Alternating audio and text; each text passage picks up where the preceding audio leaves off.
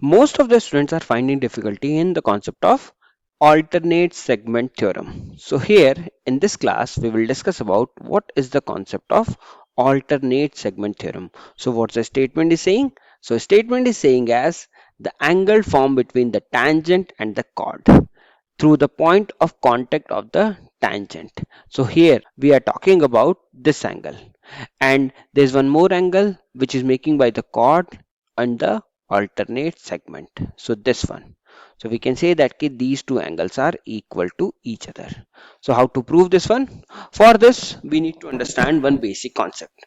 That is, if I am taking a center here and I am taking a radius here.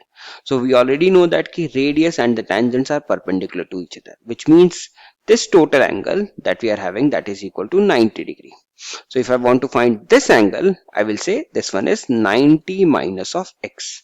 Now I will make another radius like this.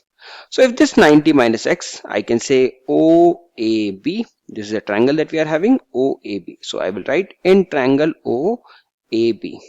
Since this implies angle OBA, that is equal to angle OAB, and that is equal to 90 minus x.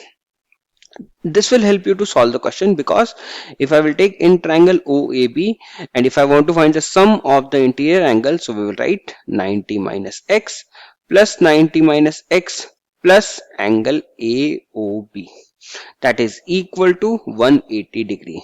And if I will take everything on the other side, I will say 180 degree minus of 180 degree plus of 2x. This 180 degree and 180 degree will get cancelled. Answer will be 2x. So there's one more property that we have learned in grade 9th. We can say that the angle made by the chord with the center and the angle made by the chord with the help of circumference, this is having a relation. What's the relation?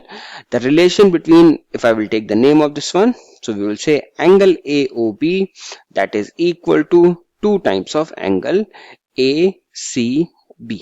We can write it like this, and this angle ACB I am writing by 2y and angle AOB I am writing 2x. If I can cancel this one, we can write x is equal to y.